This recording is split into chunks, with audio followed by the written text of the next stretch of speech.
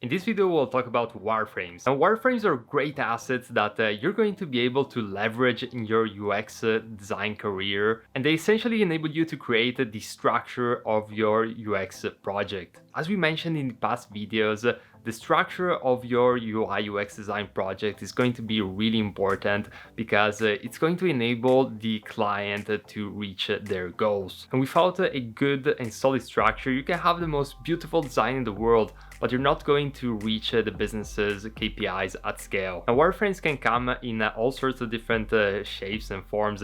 They can either be on pen and paper or even in digital form these days. And for the most part, when I'm creating wireframes, 95% of the times they're digital. And there are a few reasons why is that, but let's take it step by step. One of the things that you want to know about wireframes is that there are essentially two types of wireframes: low fidelity wireframes and high fidelity wireframes. Now, broadly speaking, low fidelity wireframes refer to wireframes which don't have a high degree of visual fidelity, so they are more rough. So essentially, you're not going to go into much detail, and you're just going to focus on the basic substance and structure of the screen, but you're not going into the minute details quite yet. Now, on the other hand, high fidelity wireframes enable you to have a much clearer picture as to what the final product is going to look like. Because with high fidelity wireframes, we're actually creating wireframes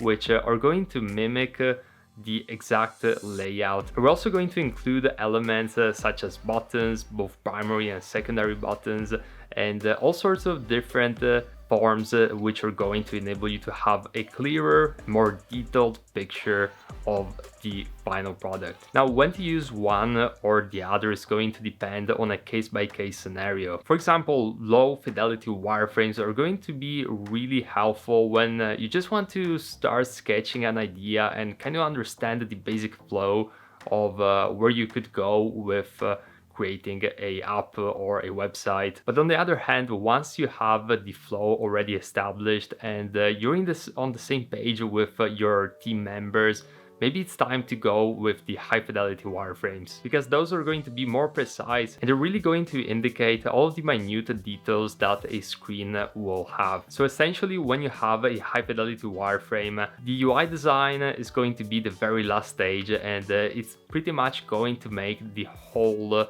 wireframe looking good, professional, and in line with the brand. Nowadays, there's also so many tools to create wireframes that it can be overwhelming. My favorite tools to create wireframes or actually just using the design tools which I use day to day. So design tools such as Sketch primarily, or Figma or Adobe XD are my go-to choice for creating wireframes these days. However, there's a few other options which I recommend. The first one being InVision Freehand, since it enables you to create wireframes in a fast and efficient way, and also to collaborate real time with clients. You can also use other tools such as wireframe.cc or Balsamic, as those are quite known in the industry. And you can also opt for a simple pen and paper wireframe. Now, I really like to sketch out ideas with pen and paper. I just think that it has a different feeling when it comes to brainstorming and just noting down ideas. However, there are some drawbacks with that as well. The first one is that if you're working remotely, it's going to be difficult to communicate with the team and to share those documents, simply because you will have to take a photo each and every time, and that's not the most practical way to go at these days. And secondarily, when you have to make major changes in the wireframe, most of the times you'll need to recreate the wireframes over again, and that can be time consuming. Another thing to keep in mind is that if you created a wireframe digitally, you can also translate it into a final UI design more easily, because you already have the bone structure in your design software if you're opting with that option. I would also recommend you to consider using UI kits when you're creating the initial wireframes, because they're going to have elements which are already there that you can use and simply drag and drop into a design file, and you can create screens really fast. So again, wireframes are going to be something that you're going to work on quite a bit, and they're essential assets for UX designers.